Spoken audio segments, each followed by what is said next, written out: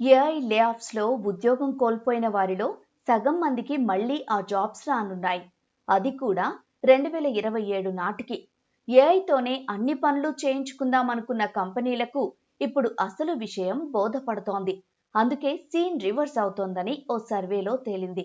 Technology research, advisory రంగంలో ప్రపంచంలోనే రెండో పెద్ద సంస్థలైన గార్డ్నర్, ఫారెస్టర్ ఈ సర్వే చేపట్టి నివేదిక విడుదల చేశాయి. అందులోని ముఖ్యాంశాలను చూసే ముందు ఏఐ పేరు చెప్పి ఇప్పటి వరకు ఏ కంపెనీలు ఎంతమందిని ఉద్యోగంలోంచి తీసేశాయో చూద్దాం. ఒరాకిల్, అమెజాన్ కంపెనీలు చెరో 30,000 మంది ఉద్యోగులను తొలగించాయి. సెమీ కండక్టర్ కంపెనీ ఇంటెల్ 27,000కు పైగా ఉద్యోగులను లే ఆఫ్ చేసింది. ఫేస్బుక్, ఇన్స్టా, వాట్సాప్ లాంటి కంపెనీలను నిర్వహించే మెటా 15,000కు పైగా ఉద్యోగాలను తొలగించింది. మన దేశంలో కూడా చిన్న చిన్న కంపెనీలు చాలా మంది ఉద్యోగులను తొలగించాయి. టీసీఎస్ ఏకంగా 6,000 మందిని లే ఆఫ్ చేయడం అందరినీ షాక్ కి గురి చేసింది.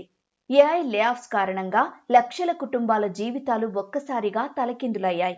నెలవారీ ఖర్చులు ఎలా భరించాలి, లోన్ ఈఎంఐలు ఎలా కట్టాలి, కొత్త ఉద్యోగం ఎక్కడ ఎప్పటికి వస్తుంది, అసలు వస్తుందా, అందుకోసం ఇంకెలాంటి స్కిల్స్ నేర్చుకోవాలి, నేర్చుకుని కొత్త ఉద్యోగంలో చేరినా మళ్లీ ఏఐ కారణంగా లే ఆఫ్ అయితే పరిస్థితి ఏంటి? ఇలాంటి ఎన్నో ప్రశ్నలు ఉద్యోగుల్ని వేధిస్తున్నాయి. భవిష్యత్తుపై ఉద్యోగులు ఇలా దిగులు చెందుతుంటే వారిని లే ఆఫ్ చేసిన కంపెనీలు ఇప్పుడు పశ్చాత్తాపపడుతున్నాయి. ఏఐ విషయంలో హడావిడిగా తప్పుడు నిర్ణయం తీసుకున్నామని బాధపడుతున్నాయి. గార్డ్నర్, ఫారెస్టర్ సంస్థలు జరిపిన సర్వేలో ఈ విషయం తేలింది. ఆ సర్వే నివేదిక ప్రకారం 55% కంపెనీలు తమ నిర్ణయం తప్పని అర్థం చేసుకున్నాయి. 2027 నాటికి ఏఐ స్థానంలో తిరిగి మనుషుల్ని ఉద్యోగాల్లోకి చేర్చుకోవాలని భావిస్తున్నాయి. కొద్ది నెలల్లోనే ఇలా సీన్ రివర్స్ అవ్వడానికి కారణం ఏఐ సామర్థ్యాలను తప్పుగా అర్థం చేసుకోవడమే. థియరిటికల్ గా చూస్తే ఏఐకి అన్నీ తెలుసు. ఎక్కడ ఏ సమాచారం ఉందో క్షణాల్లోనే గుర్తించి మీకు అందిస్తుంది.